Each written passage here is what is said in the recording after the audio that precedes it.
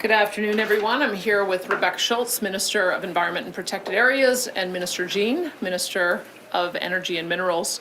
Thanks for joining us this afternoon. Only about an hour ago, Ottawa released details of its oil and gas production cap. It is not an emissions cap, it is a production cap. This cap violates Canada's Constitution. Section 92A clearly gives provinces exclusive jurisdiction, may I say that again, exclusive jurisdiction over non-renewable natural resource development. And yet this cap will require a production cut of an estimated 1 million barrels per day by 2030 and 2.1 million barrels per day by 2035, according to S&P Global. We will continue to defend our province and our constitutional rights. We will also continue to defend the livelihoods of the estimated 150,000 workers nationwide who will lose their jobs as a result of this cap. We will continue to defend the families all across this country who will be left with $419 per month less to be able to pay for groceries and mortgage payments and utilities.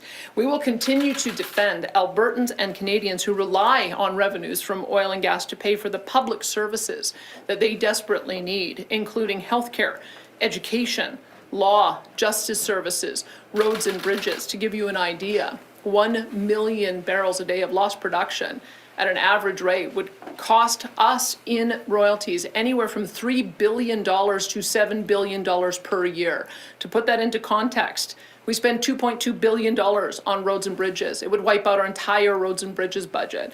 We spend $3.2 billion supporting assured income for the severely handicapped. It would wipe out that entire program. We spend $2.5 billion on post-secondary for their operating budgets. Again, it would wipe out that entire program. The losses to GDP mean $28 billion will disappear from the Alberta economy, and nationally, $97 billion. Those losses put public services at risk, not only here, but also at the federal level and through the transfers to other provinces. Ultimately, this cap will lead Alberta and our country into economic and societal decline. And once again, Prime Minister Justin Trudeau is putting reckless policy ahead of the needs and concerns of everyday Canadians. I made note that he would do this on his way out the door. It's like a bad renter who's burning the furniture on their way out. He needs to call an election now to seek a mandate to do this not only to our province but to the country. Once again, Ottawa is putting up roadblocks instead of providing solutions to global energy security. And make no mistake, Alberta and Canada have the ability to provide security to the world. Instead, Justin Trudeau continues to choose to outsource that duty to provide safe, affordable, reliable, and responsibly produced oil and gas to dictators and less clean producers around the world. And tweaks won't work. This cap must be scrapped. As the Business Council of Canada said earlier today, and I quote, imposing an oil and gas emissions cap will only make Canadians poorer. Strong climate action requires a strong economy. The cap will leave us neither. A de facto cap on oil and gas production would restrict cross-border energy trade and harm our shared economic and security interests. Albertans and all Canadians can rely on our government to actively explore the use of every legal option, including a constitutional challenge and the use of the Alberta Sovereignty within a United Canada Act. We will not stand idly by while Justin Trudeau sacrifices our prosperity, our Constitution, and our quality of life for his extreme agenda. With that, I'd be happy to take questions. Thanks, Premier. We have time for a few questions this morning. It'll be one question, one follow-up. Please state your name and outlet for the record, and we'll start here in person. We'll go with the phones. Morgan, go ahead. Premier, I'm just wondering what you expect a timeline would be if you were, and do you plan to take this to court? Because we just were hearing, I think it was last week, we talked about the carve-outs, and that took a year for you to take to judicial court. Well, as soon as possible. I mean, I'll get my Justice Minister working on it immediately, and we'll start drafting a motion under the Sovereignty Act immediately as well. So we're going to act very quickly. And then in Ottawa, Minister Guilbeault said, let me pull up the quote. Speaking about your government, they will continue doing stupid things and we will continue doing things to help Canadians. What is your response? Absolutely not. He is not helping Canadians. He is harming Canadians. 150,000 job losses, the loss of production, which means the loss of revenue, not only for us, but for the rest of the country. An increase in cost on every family's budget to the tune of $419 per month, each and every month. This is not responsible policy. This is a vendetta. Like, he has a deranged vendetta against Alberta. It's very obvious. We've been watching it for some time. He's trying to find a way to get around what the Constitution says. He even acknowledged that they are not permitted to do a production cap because it is natural resources fall under provincial jurisdiction. Somehow he thinks he's going to sneak one in and we won't notice and the rest of the country won't notice. Well, we've noticed, and we think the courts will notice. He cannot do this. Anyone else? Janet? You sound angry. Why are you emotional about this? I'm pissed. I'm absolutely angry because we've been working with these guys for 2 years because we have a plan that would reduce emissions responsibly by 2050. And they continue to act like they're working collaboratively with us, and then they come out with exactly the same policy that they put forward a year ago with no changes whatsoever, and then they're trying to mislead the public about its intent. And mislead the public about our true record. In 2018, we had 159.3 megatons of emissions from our oil and gas sector. In 2022, the most recent stats available, 158.3 megatons. So he is not even telling the truth. We are seeing an increase in production and a decrease in emissions, exactly like we said we would, because we're relying on technology. We're also going to know that we can decrease global emissions by getting more of our cleaner burning oil and natural gas to the world. They know that, we've told them that, the public knows that, and yet they persist in this pathway, which will harm our province and harm the country. And that is not acceptable. Not for a government that is at, 20% in the polls? Not for a government that is on its way out the door. It cannot destroy the most important industry in the country by targeting our province with this kind of unilateral action. We just won't stand for it. And Guilbeault said today that the oil and gas sector has done less than most other sectors to reduce its emissions, its carbon footprint. So how much do you agree with that statement? He's wrong. Minister Schultz will tell you, we set an aggressive target to reduce methane emissions 45%. By 2025. We achieved that target early. And we have all kinds of proposals that have come forward. We've got Dow Chemical with their net zero petrochemical plan, which is going to decarbonize the petrochemical industry. We've got Air Products with their net zero hydrogen facility, which will create a new form of fuel, not only for home heating and transportation, but also potentially for electricity generation. We have Heidelberg that is working towards a final investment decision for net zero cement, which will decarbonize cement, which is the second most traded commodity in the world. All of that is happening right here in Alberta. We have the Pathways Project, which just started a pathway to get to net zero by 2050. We have Capital Power and others who are looking at ways that they can bring nuclear into our province, which takes time to be able to develop the regulatory process and get approvals. We have seen dramatic improvement on the part of our largest producers because they're investing in technology. Technology takes time. You cannot snap your fingers and say it has to be done by 2026. You cannot snap your fingers and say it has to be done even by 2030 or 2035. The only way to achieve these unrealistic targets is to shut in our production. I know it, they know it, we're calling them out on it, and they have to stop it. Jonathan? Hi, Jonathan Bradley, Western Standard. So my questions are on an off-topic matter. So Women and Gender Equality and Youth Minister Marcy Eames said she has deep concerns of the gender identity bills you're bringing forward. What do you think about that? Well, look, I mean, I haven't read her letter. I know that she has sent it, and I will look it over, and I'll respond to her.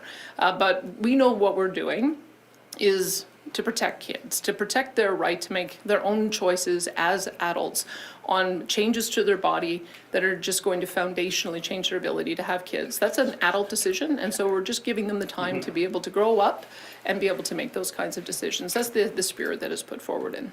Okay. Ian has requested a meeting with you about the gender identity bills. Will you take the meeting with her? Why not? Again, I'll have to have a look at her letter. I'm not planning on being in Ottawa anytime soon. I don't know if she's planning on being out here. I think she's an Ontario MP, but I'll read her letter and we'll give a response. Next. Emmanuel? Yeah, Steven Guilbeault also said that basically you, Pierre Poilievre, and Scott Moe don't believe in climate change. What do you have to say to that? That is just absolute nonsense. And he continues to say such things because he's trying to demonize our province, and he's trying to demonize our sector, and he's trying to justify unconstitutional policy. And it's absolutely unacceptable. We expect our national leaders to engage in nation building as opposed to nation destruction. And that is what they are doing by having a particular type of emissions cap targeted to our particular industry that is going to impact our particular province for no other reason than to be vindictive. And that's what's got to stop. We have always said that we are prepared to work with the federal government, and we have worked with them on the Dow Chemical Project, on the Air Products Project, on the Heidelberg Project. And so there is absolutely no justification for this other than because they think they can get away with it, and they can't. So you think, and I quote, that it's a deranged vendetta? You don't think it's for the common good, for fighting climate change? Absolutely not. If he was working towards the common good, he would be working with us on a strategy to reduce emissions over time by 2050 so that we can make sure that we're adopting the best available technology, giving the time for the industry to develop that, develop the market so that we can export our product to reduce emissions nationwide. Heck, if we were to reduce the reliance China has on coal-fired plants, with our clean burning LNG, just 20% conversion of their coal plants would be net zero for Canada. It would remove the equivalent of the same amount of emissions of our entire country. Those are the kind of things that he should be focused on. And instead, he's trying to shut down our industry, and we see it. But he's not Minister of Environment for China. He's Minister of Environment for Canada. Well, he's on a national panel in China that he went to a year ago. He seems to think it's okay for China to have a 2060 target and for him to engage in advising them, meanwhile asking us to achieve unachievable emissions targets. He should be putting Canada first. He should be putting Alberta as a province first, and he's not. Thanks, Premier. We have time for a few more questions. We're going to jump to the phones. Operator, first caller, please. Your first question comes from the line of Rick Bell from Post Media. Please go ahead. Question for the Premier. We all know what a court challenge looks like.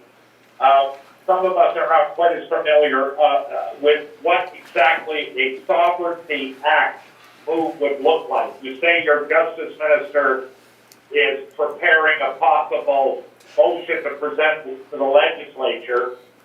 What would the Sovereignty Act do differently than what a court challenge would do? We know what a court challenge looks like. What would a Sovereignty Act resolution do that would be stronger than a court challenge? Well, you'll have to wait and see. We've got a number of different policies that we're looking at, but I can tell you, when I got elected, the first thing I did was to read the volume written on the Alberta History series of Peter Lougheed's battles with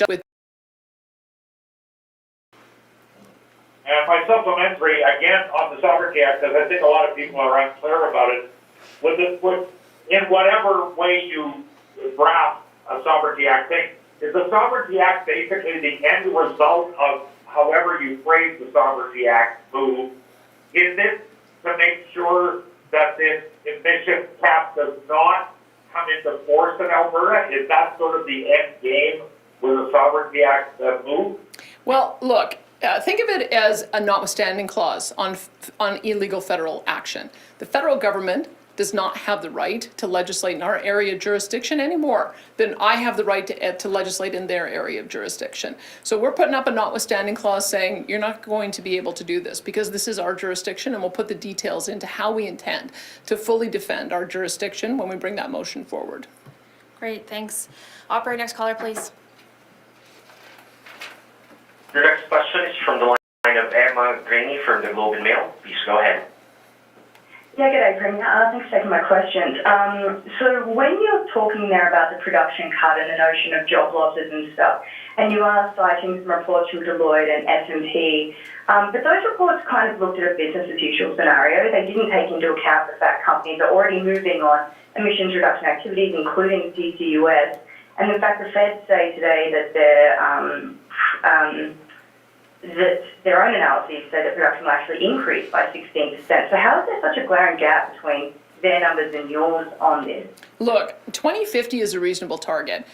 The minister said that this comes into effect 2026, which is less than a year and a half away. There is no progress that anyone can make in adopting new technology in 14, 15 months.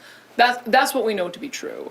We know that if you want to see technological advancement, you have to give enough time for capital turnover, the development of best available technology, and then each new incremental iteration develops lower and lower emissions. That's why you need to have a long enough time frame. He also acknowledged no one else in the world is doing this. That should tell him something. And so if you take an approach that is going to make Canadian oil and gas uncompetitive, guess who that benefits? That benefits Venezuela and Iran and every other country in the world that doesn't have these unreasonable restrictions. So you can put it into a computer model all you want. In the real world, we know what it means. In the real world, it'll put a chill on investment and it will result in production being kept in the ground. And that is exactly what they are trying to do. No matter how they try to use weasel words to say otherwise, we know exactly what they're trying to do, and we just aren't going to stand for it. And so the feds say that, a lot of these reductions will be able to be met, though, through reducing methane, for example, something your government supports, as well as carbon capture, which are both items that you guys are pretty gung-ho on, actually. So, what is essentially the problem if companies are doing this anyway? Time Why frame. not just encourage them to go faster? Time frame. You simply, technology gets adopted in the time it takes to develop the technology. You can't just plug it into a computer model and assume it exists in the real world. You have to let the technologies develop. You have a period of time that it has to be adopted. That can't happen by 2026. Probably, and it certainly can't happen by 2030 or 2035. We think it's possible that you can develop a framework for small modular reactors. You can roll them out. You can develop and build a pipeline for CCUS. You can improve the technology for capture and storage, but you have to take the time to do that. If you try to put arbitrary, punitive restrictions in place before the technology is available, all that you can do to meet the target is to shut in production, and they know that, and we know that. This is nothing but smoke and mirrors. They're trying to do something which they are not allowed to do under our Constitution. They are not allowed to cap our production, and we're not going to let them. We have time for one more question. Operator, last caller, please. Your next question comes from the line of Chris from the Alberta Premier. Please go ahead. Hi, Premier. You mentioned at the beginning that a court challenge could be possible here, and I'm wondering what groundwork has already been done to launch a court challenge. How long would it take for you to launch it? And what other steps are you already looking at besides the sovereignty challenge or legal challenge? Well, look, we knew that this was coming, and we knew that Steven Guilbeault didn't matter what we were putting in front of him, that he was bent on going in this direction. So we've been preparing for a legal challenge for some time. It's why we also did our $7 million ad campaign to let the rest of the country know just how damaging these actions were. And so we're going to continue on with developing a motion in the legislature that we'll put forward that will detail some additional steps that we're doing. We had hoped that they might see reason. We had hoped with their cratering poll results, with the fact that the NDP has stopped supporting them, we had hoped that they wouldn't try to create this much damage on the way out. But you'll recall, this is exactly what I predicted would happen. That knowing that they're headed to defeat, they are trying to cause as much damage as possible. And the rest of the country should not let that happen. Their Liberal MPs should not let that happen. If they're wondering why they might not win their seat the next election, it's because of actions like this. The NDP has not supported them. They've even relented on a carbon tax because of things like this. They know that this is an affordability crisis that this government is creating, and they are just bent on causing as much damage as possible. That's why we've got to put up a shield, and we just won't let it happen. Chris, do you have a follow-up? Premier, just as a follow-up, how does this impact the ongoing talks between your government, the federal government, and the Pathways Group of oil sands producers to move ahead on the CCUS project when the draft regulations have now come out that you obviously are opposed to? Well, it's a very good question, isn't it? How are you supposed to participate in good faith with a partner who hammers you over the head when your back is turned? That's how we feel today. We've been sitting with them, having regular bilateral meetings throughout the course of the last year and a half, as I committed to doing. And every single time, Steven Guilbeault comes out and he comes up with a bludgeon. And so how are we supposed to have some meaningful conversations to work together on a shared purpose? I think he's destroyed the trust. And so I'll have to consult with my ministers about how we pick things up from here. Okay, thanks everyone who's our press conference today. Thanks, everyone. Thanks, guys.